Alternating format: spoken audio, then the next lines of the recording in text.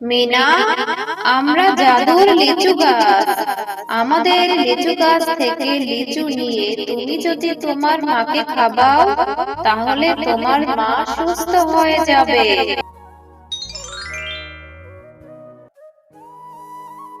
মা, মিনা, আমি একটু বাজারে যাচ্ছি রে মা। ঘরে যে বাজার সদাই কিছুই নেই, তুই বাড়িতেই থাক। আমি বাজার করে তাড়াতাড়ি ফিরে আসবো রে মা। মা, আমাকেও সাথে করে নিয়ে যাও না। আমার না ঘরের মধ্যে একা একা থাকতে একদম ভালো লাগে না। মারে, আমি যে তোকে নিয়ে যাব, আমার কাছে বাড়তি কোনো টাকা নেই রে মা। আর তুই বাজারে গেলে তো এইটা সেইটা দেখে চেয়ে বসবি। আমি তোকে কোথা থেকে কিনে দিব রে মা, আমার কাছে যে কোনো টাকা নেই। মা, আমি কিছু কিনে দিতে বলবো না তোমাকে। তুমি আমাকে তোমার সাথে নিয়ে যাও না। তোমার সাথে গেলে আমার একটু ঘোরাও হয়ে যাবে। তুমি তো আমাকে কোথাও ঘুরতেও নিয়ে যাও না মা। এরপর মিনা তার মায়ের সাথে বাজারে চলে যায়। মিনার মা যখন বাজার করছিল, তখন মিনা পাশের দোকানে থাকা তরমুজের দিকে তাকিয়েছিল। মা, ও মা, দেখো না পাশের দোকানে কি সুন্দর লিচু বিক্রি করছে। লিচুগুলি দেখতে কত সুন্দর। না জানি লিচুগুলি খেতে কত মজা হবে। মা, তুমি কি আমাকে কিছু লিচু কিনে দিবে? মিনা, আমি এজন্যই তো তোকে আমার সাথে আনতে চাইনি। আমি জানি তুই বাজারে এলে কিছু না কিছু বায়না করবি। মা মিনা, আমার কাছে যে কোনো টাকা নেই, আমি তোকে কি করে লিচু কিনে দিব রে মা। আমার কাছে যেই কয় টাকা ছিল, সেই টাকা দিয়ে তো আমি বাজার করে ফেলেছি রে মা। আর আমার কাছে কোনো টাকা নেই। তাছাড়া লিচুর যেই দাম, আমি তোকে লিচি কি করে কিনে দিব রে মা। তারপর শেফালি, শিয়ালিনী ও মিনা বাজার করে বাড়ি চলে আসে।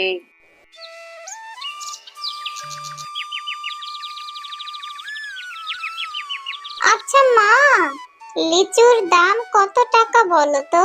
কেন রে মিনা, তুই লিচুর দাম জেনে কি করবি? 100টা লিচুর দাম তো 250 টাকা হবে রে মা। মা, আমি না কিছু টাকা জমিয়েছি। স্কুলে যাওয়ার সময় তুমি যে আমাকে টাকা দিতে, সেই টাকা থেকে আমি কিছু টাকা জমিয়েছি মা। এসব তুই কি বলছিস রে মা মিনা? তুই টাকা জমিয়েছিস? তা তুই কত টাকা জমিয়েছিস? তুমি বিশ্বাস করছো না তো মা? তুমি দাঁড়াও, আমি এখনই নিয়ে আসছি, তুমি দেখলেই বিশ্বাস করবে। এরপর মিনা তার ঘর থেকে তার জমানো টাকাগুলি নিয়ে আসে আর তার মাকে দেয়। এই নাও মা, দেখো এখানে কত টাকা আছে। হ্যাঁ রে মিনা, এখানে তো 250 টাকার উপরে আছে। এতগুলি টাকা তুই কোথা থেকে জমালি রে মা? এই টাকাগুলি জমাতে তো তোর অনেক দিন লেগে গেছে।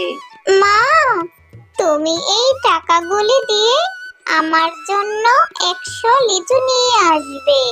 তারপর আমি মজা করে লিচু খাবো। আচ্ছা ঠিক আছে মা, আমি আজকেই তোর জন্য বাজার থেকে লিচু কিনে নিয়ে আসব।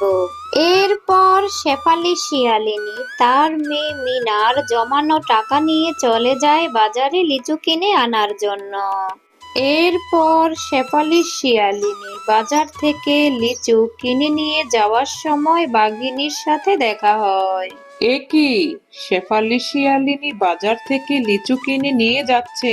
দেখি তো ব্যাপারটা। এই শেফালি, কি রে? এই লিচুগুলি নিয়ে এত তাড়াতাড়ি কোথায় যাচ্ছিস? এই তো বাঘিনী ভাবি, আমি লিচু কিনে নিয়ে যাচ্ছি আমার মেয়ে মিনার জন্য। আমার মেয়ে মিনা লিচু খাওয়ার জন্য বায়না করেছিল, তাই তার জন্য লিচু কিনে নিয়ে যাচ্ছি। হ্যাঁ রে শেফালি, খেয়ে দিয়ে তো ভালোই আছিস। তা তুই কি তোর বৃদ্ধা মায়ের কোনো খোঁজ খবর রাখিস? শুনেছি তোর মা নাকি ভীষণ অসুস্থ। তোর মা নাকি তোকে দেখতে চেয়েছে। এটা তুমি কি বলছো বাঘিনী ভাবি? আমার মা অসুস্থ? আমি এক্ষুনি যাচ্ছি আমার মায়ের সাথে দেখা করতে। কিন্তু এই লিচুগুলি তো আমার মেয়ে মিনার কাছে পাঠাতে হবে। আমার মেয়ে মিনা অনেক আশা করে বসে আছে লিচু খাবে বলে। আমি বরং আগে গিয়ে এই লিচুগুলি আমার মেয়ে মিনার কাছে দিয়ে আসি, তারপর আমি আমার মায়ের কাছে যাব। তুই কোনো চিন্তা করিস না শেফালি, তুই বরং এই লিচুগুলি এখানে রেখে যা। আমি মিনার কাছে লিচুগুলি পাঠানোর ব্যবস্থা করছি। তুই বরং তাড়াতাড়ি তোর মায়ের কাছে যা। তোর মায়ের যদি কিছু হয়ে যায় তাহলে তুই নিজেকে কখনোই ক্ষমা করতে পারবি না। তুমি অনেক ভালো গো বাঘিনী ভাবি। ঠিক আছে, লিচুগুলি আমি এখানে রেখে যাচ্ছি। লিচুগুলি তুমি আমার মেয়ে মিনার কাছে পাঠানোর ব্যবস্থা করে দিও। আমি আমার মাকে তাড়াতাড়ি দেখে আসি। এরপর শেফালি শিয়ালিনী লিচুগুলি বাঘিনীর কাছে রেখে সেখান থেকে তার মায়ের কাছে চলে যায়। মা, তুমি কেমন আছো? তোমার শরীরটা ভালো আছে? বাঘিনী ভাবি বলল তুমি নাকি অনেক অসুস্থ, তাই তোমাকে দেখতে আমি চলে এলাম। হ্যাঁ রে মা, ভালো আছি। আমাকে দেখতে এসেছিস, ভালো করেছিস। তা তুই আমার দিদি ভাইকে কেন নিয়ে এলি না রে মা? আর আমি তো অসুস্থ হইনি, আমি তো ঠিকই আছি রে মা। মা, তুমি তো ঠিকই আছো, তাহলে বাঘিনী ভাবি আমাকে মিথ্যে কথা কেন বললো? মা, আমার এখন বাড়িতে যেতে হবে, আর ওইদিকে মেয়েটাকেও একা রেখে এসেছি। আমি বরং পরে এসে মিনাকে নিয়ে তোমাকে দেখে যাব। আমি এখন যাই মা। ঠিক আছে মা, তুমি যাও, পরে আমার দিদি ভাইকে নিয়ে এসো।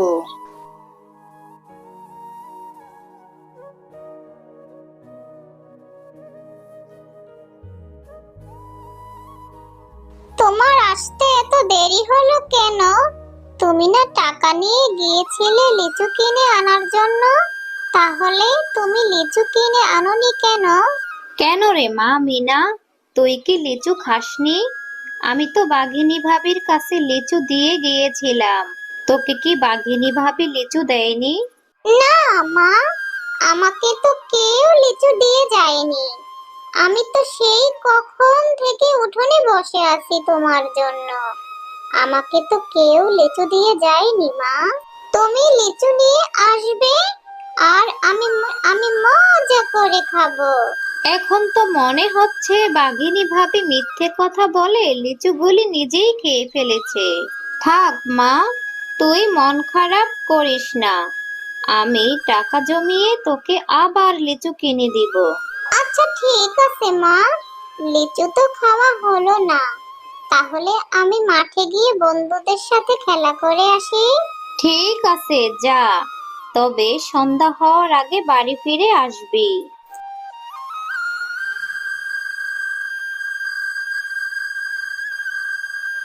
জানিস মিনা, আজ না আমি মজা করে লিচু খেয়েছি। আমার মা আমার জন্য বাজার থেকে লিচু কিনে এনেছে। কি বলছিস টয়া, তুই লিচু খেয়েছিস? আমার না লিচু খেতে ভীষণ ইচ্ছে করছিল। চল টয়া, আমরা এখন বাড়ি ফিরে যাই, এখন তো সন্ধ্যা হয়ে গেল। এরপর খেলা শেষ করে মিনা ও টয়া একসাথে বাড়ি চলে আসে। মিনা বাড়ি ফেরার পথে টয়াদের বাড়ির সামনে কিছু লিচু ও লিচুর বীজ পড়ে থাকতে দেখে। টয়া, তোরা লিচু খেয়ে লিচুর বীজ ও খোসা এখানে ফেলে রেখেছিস? আমি তাহলে এগুলি বাড়ি নিয়ে যাই। ঠিক আছে রে মিনা, তাহলে তুই এগুলি নিয়ে যা। আমার মা তো এগুলি এমনিতেই ফেলে দেওয়ার জন্য এখানে রেখেছে। তারপর মিনা সেই খোসা ও বীজগুলি এনে তাদের বাড়ির উঠোনে রোপণ করে দেয়। কি রে মিনা, তুই এখানে কি রোপণ করছিস? আর এই খোসা আর বীজগুলি তুই কোথায় পেলি? মা, আমি যখন টয়াদের বাড়ির সামনে দিয়ে আসছিলাম তখন টয়াদের বাড়ির সামনে এই খোসা ও বীজগুলি পড়ে থাকতে দেখি। ওখান থেকে বীজগুলি এনে এখানে রোপণ করেছি। আমাদের বড় একটি লিচু গাছ হবে, আর সেই গাছ থেকে লিচু আমি মজা করে খাবো। এখন আমি বেশ বুঝতে পেরেছি। আমার কিনা লিচুগুলি খেয়ে বাঘিনী ওখানে বীজ এবং খোসা রেখে দিয়েছে। সেই বীজগুলি তুলে এনে এখানে রোপণ করেছিস। কিছুদিন পর সেই বীজ থেকে একটি সুন্দর চারা গাছ হয়, আর মিনা সেই চারা গাছটার অনেক যত্ন নিতে থাকে। আর এইভাবেই কয়েক মাস কেটে যায়। কয়েক মাস পর সেখানে একটি সুন্দর বড় লিচুর গাছ হয়। সেই লিচু গাছে অনেকগুলি লিচু ধরে আছে। মা, আমাদের লিচু গাছে কত লিচু ধরেছে!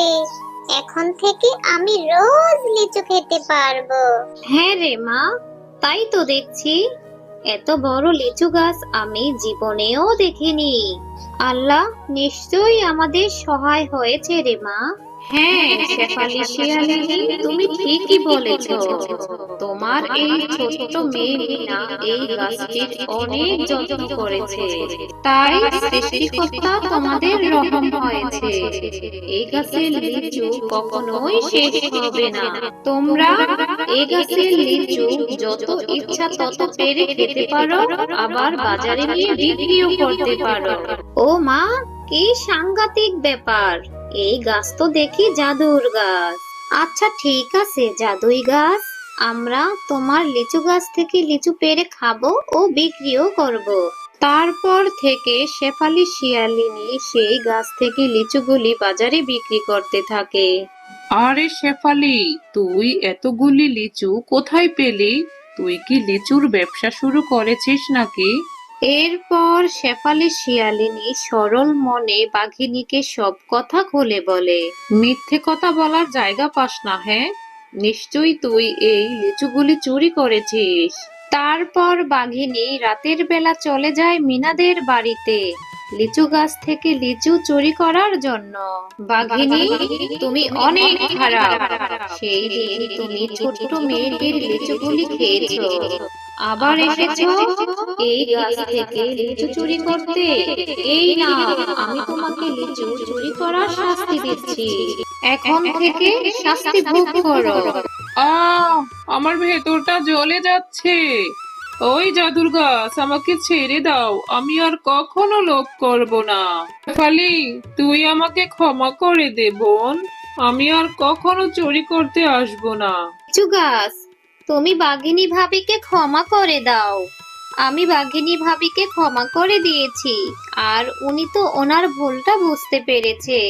ঠিক আছে শেফালি শিয়ালিনী, আমি শুধু তোমার কথায় এই লিলি বাঘিনীকে ছেড়ে দিচ্ছি, কিন্তু এরপর যদি ও আবার তোমাদের ক্ষতি করতে আসে তাহলে এর ফল কিন্তু ভালো হবে না।